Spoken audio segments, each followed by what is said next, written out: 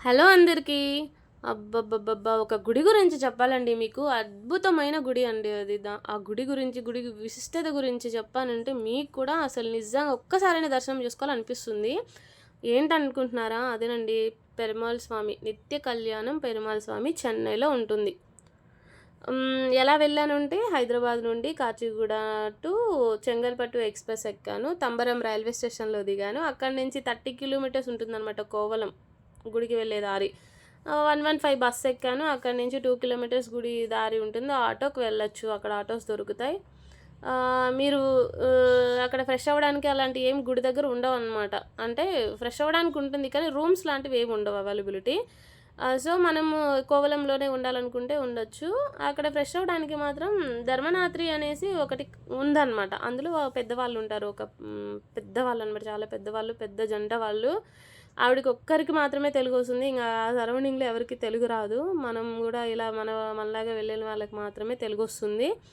అయితే ఆ గుడికి వెళ్ళేటప్పుడు మాత్రం ఫ్రెష్ అప్ అయిపోయి అక్కడ రూ. 100 తీసుకుంటారు వాళ్ళు ఒక పర్సన్‌కొచ్చి. గుడికి వెళ్ళేటప్పుడు ఒక పూలమాల కొనుక్కొని వెళ్ళాలి. అయితే దేవుడి దగ్గర మనం వెళ్ళిన తర్వాత కొబ్బరికాయ అన్నీ కొట్టుకొని లోపలికి దర్శనానికి వెళ్ళినప్పుడు ఆయన అడుగుతారనమాట, పంతులు గారికి తెలుగొస్తది. ఆయన ఒక్కరే కొంచెం చెప్తారు తెలుగులో, మీకు ఏంటి పెళ్ళా లేకపోతే ఏంటి అని. అప్పుడు మనం పెళ్లి కాలేదు స్వామి పెళ్లి కోసమే అని చెప్పానంటే ఆయన పూజ అది చేసి పూలమాల దేవుడి పాదాల దగ్గర పెట్టి మనకిస్తాడు. ఆ మాలను మెడలో వేసుకొని 3 చుట్లు రౌండ్ తిరగమని చెప్తారనమాట.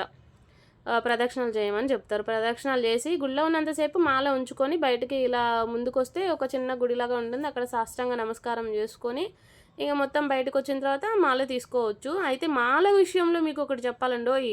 ఏంటంటే ఆ 3 డేస్ మనం ఇంట్లో పెట్టుకొని మాల అప్పుడు వాడిపోయిన పూలు ఉంటాయి కదా, అవన్నీ మనం చెట్టు మొదట్లో వేసేసి దాని తర్వాత ఆ మాల దారం అనేది దేవుడి దగ్గర పెట్టి మళ్ళీ 1 మంత్‌లో గానీ, 2 మంత్స్‌లో గానీ అలా పెళ్ళైపోతే మళ్ళీ నూతన వధూవరులు కలిసి వెళ్ళి ఆ దారాన్ని గూడా తీసుకెళ్ళి మళ్ళీ 2 మాలలు తీసుకెళ్ళి సేమ్ అలాగే ఎలా దర్శనం చేసుకున్నారో అలాగే దర్శనం చేసుకొని రావాలనమాట. సేమ్ పిల్లలు పుట్టిన వాళ్ళు గూడా ఉంటే అండి, నిజంగా చెప్తున్నా ఖచ్చితంగా అయితారండి ఇక్కడ.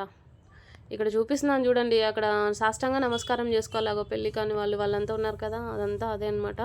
చాలామంది ఎక్కడెక్కడి నుంచో వస్తారండి. థ్యాంక్ యూ అండి అందరికీ. మీకు మంచి విషయం చెప్పాను అనుకుంటున్నాను.